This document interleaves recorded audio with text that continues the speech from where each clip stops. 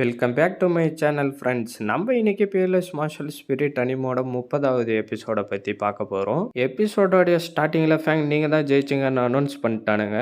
அவனுங்க 2 பேரும் கடுப்பாக அங்கேருந்து போகிறாங்க. ஹேண்ட் ஃபேங்கை பார்த்து சிரிக்கிறாரு. ஃபேங் சூப்பர், நீங்கள் வேறு லெவலில் சண்டை போட்டீங்கன்னு அங்கே இருந்தவனுங்க எல்லாரும் கத்துறானுங்க.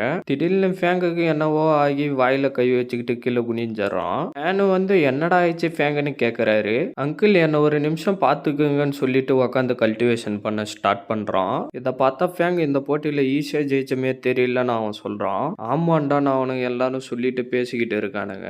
அப்படியே கொஞ்ச நேரம் போயிடுது. ஃபேங்கும் கல்டிவேஷன் பண்ணிக்கிட்டு இருந்து ஒரு வழியா கண்ணை திறந்துடுறான். இப்ப காயெல்லாம் எப்படி இருக்குதுன்னு ஆன் கேக்குறாரு. கவலைப்படாதீங்க அங்கிள், அந்த அளவுக்குலாம் எதுவும் இல்லைன்னு ஃபேங் சொல்றான். சரின்னு ஆனும் தலையாட்டுறாரு. சீனை கட் பண்ணா ஃபேங் வீட்டை காட்டுறாங்க.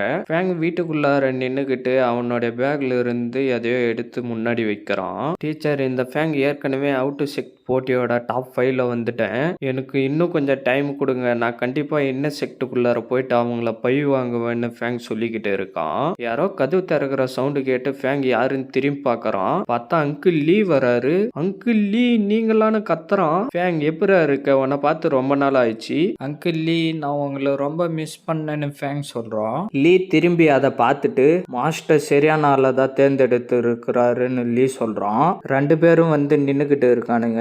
எனக்கு தெரிஞ்சு நான் சன் யக்ஷு கிட்ட இருந்து தப்பிக்கிறதுக்காக அந்த மலையில போய் மறைஞ்சிக்கலாம்னு நினைக்கிறேன்னு ஃபேங் சொல்லிக்கிட்டு இருக்கான். அந்த சன் யக்ஷு கம்முன்னே இருக்க மாட்டான், ஏதாவது பண்ணிக்கிட்டே இருப்பான். நான் அவனை முடிச்சிடுறேன். வேணாம் அங்கிள், நான் அவனை பார்த்துக்கிறேன் சரின்னு சொல்லிட்டு கையில ஊதுவத்தியை வர வைக்கிறாரு. நான் உன்னை விட்டு போனதை பத்தி ரொம்ப கஷ்டப்பட்டேன். இவ்வளவு வருஷமா நான் அவனை பார்க்காம இருந்ததுல இந்த அளவுக்கு நீ வளர்ந்துட்டு இருக்குன்னு லீ சொல்லிட்டு அந்த ஊதுவத்தியை அதுல வைக்கிறாரு. இத்தனை வருஷமா நீங்க எங்க போயிருந்தீங்கன்னு ஃபேங் கேட்கறான். Turning city. என்னது டேனிங் சிட்டி? அங்க என்ன பண்ணிக்கிட்டு இருந்தீங்கன்னு ஃபேங் கேட்கறான். டேனிங் சிட்டில 4 பெரிய குடும்பங்கள் இருக்குது. அதுல ஒன்ன யான் குடும்பம்னு சொல்லுவாங்க.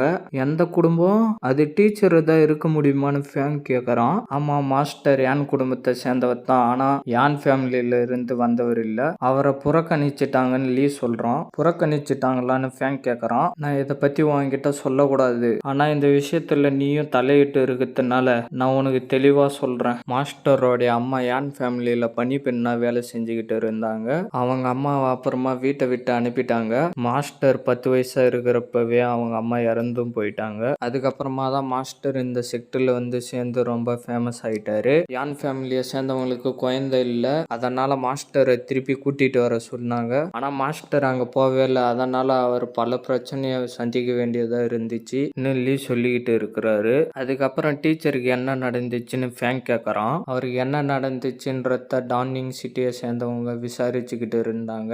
இது அந்த புதையல் சம்மந்தப்பட்டதா இருக்குமோன்னு சொல்லிக்கிட்டு இருந்தாங்க. இதுக்கு காரணம் அந்த யான் ஃபேமிலியில சேர்ந்தவங்களா இருக்கிறதுக்கும் வாய்ப்பு இருக்குன்னு சொன்னாங்கன்னு லீ சொல்றாரு. அவங்களுக்கு எவ்வளவு தைரியம் தான் இந்த மாதிரி ஒரு காரியத்தை பண்ணுவாங்க. ஆனா எனக்கு தெரிஞ்சு யான் ஃபேமிலியை சேர்ந்தவங்க யாரும் இதை பண்ணி இருக்க மாட்டாங்கன்னு நான் நினைக்கிறேன்னு லீ சொல்றாரு. நீங்க இப்ப என்ன சொல்ல வரீங்கன்னு ஃபேங் கேட்கறான். எனக்கு தெரிஞ்சு அவர்கிட்ட இருந்து பேன்லாங்ஸில புடுங்கிறதுக்காக தான் அவரை தாக்கியிருப்பாங்கன்னு நான் நினைக்கிறேன். அதுதான் மாஸ்டரை தாக்கிறதுக்கான உண்மையான காரணமா இருக்குன்னு லீ சொல்றாரு. பேசிக்கிட்டே 2 பேரும் அந்த இடத்துல இருந்து கிளம்புறாங்க. யான் ஃபேமிலியை சேர்ந்தவங்க 30 வயசு கீழே இருக்கிறவங்க ஒரு குடும்பத்திலிருந்து ஒருத்தன் இந்த போட்டியில கலந்துக்கலாம். யார் ஜெயிக்கிறாங்களோ அவங்க தான் நெக்ஸ்ட் சேர்மன். அந்த சீலும் நம்மளுக்கு முக்கியம்னு லீ சொல்றாரு. அங்கிள் லீ, நீங்க இப்ப என்ன அந்த காம்படிஷன்ல ஒன்னும் கலந்துக்க சொல்லலையேன்னு ஃபேங் சொல்றான். நீ தான் கலந்துக்கணும்னு லீ சொல்றாரு. ஆனா நான் அதுக்கு தகுதியானவனான்னு ஃபேங் கேட்கறான். லாங்மாய் கான்டினென்ட்ல தற்காப்பு கலையை பாரம்பரியமா கடைபிடிச்சுக்கிட்டு வராங்க.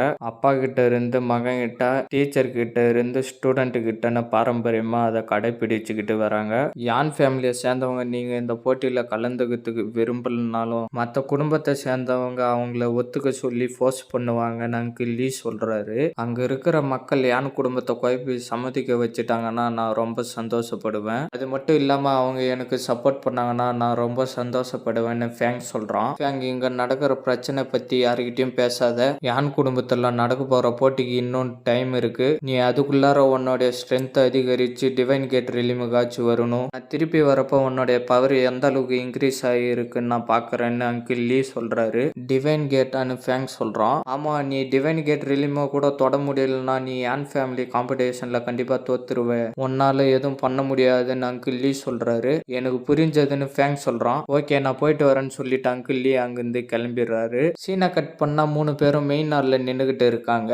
அங்கிள் செக்டோடைய ஹெட் எல்லாம் எதுக்காக நம்மள கூப்பிட்டு இருக்காங்கன்னு ஃபேங் கேக்குறான். எனக்கு தெரிஞ்சு இது மூங்கில் மலையோடைய புண்ணிய பூமிய சம்பந்தப்பட்டதா இருக்கும்னு ஆன் சொல்றாரு. மூங்கில் மலையோடைய புண்ணிய பூமியா? ஆனா டீச்சர் ஏற்கனவே அந்த இடத்துக்கு எல்லாம் போயிட்டு பார்த்துட்டு வந்திருக்கிறாருன்னு ஃபேங் சொல்றான். இது உங்களுக்கு ஒரு பொண்ணான வாய்ப்பு, நீங்க வந்தே ஆகணும்னு ஆன் சொல்றாரு. ஓகே அங்கிள்னு ஃபேங் சொல்றான். எனக்கு தெரியும் அப்பான்னு யூ சொல்றா. அந்த அசிங்கமான ட்ரிக்கை யூஸ் பண்ணவன் நீ தானே. டாப் 5 ஸ்டூடெண்ட்ல நீயும் ஒருத்தனா இருக்கத்தானே ஃபேங்னு அவங்க சொல்லிக்கிட்டு வராங்க.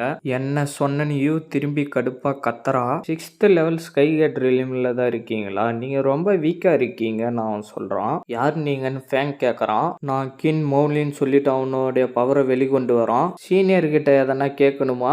உனக்கு என்ன வேணும்னு கூட தெரியலையான்னு மோக்லி சொல்றான். செக்ட் தலைவர் எங்களை கூப்பிட்டு இருக்கிறாரு, நீங்க இங்க பிரச்சனை பண்ணீங்கன்னா உங்களை சும்மா விட மாட்டேன்னு ஆன் சொல்றாரு. அதை கேட்டு அவனுடைய பவரை நிறுத்திட்டு வணக்கம் எல்டர் ஆன்னு சொல்றான். என்னவோ சவுண்டு கேக்குதுன்னு திரும்பி பாக்குறாங்க. பார்த்தா ரான் சாங்லிங் வரான். இங்க ஏன் ரான் சாங்லிங் வரான்னு ஃபேங் சொல்றான். இதோட இந்த எபிசோட் முடியுது ஃப்ரெண்ட்ஸ். மறக்காம வீடியோக்கு லைக் போட்டுட்டு சேனலை சப்ஸ்கிரைப் பண்ணிட்டு பெல் பட்டன் ஆள் கொடுத்துருங்க.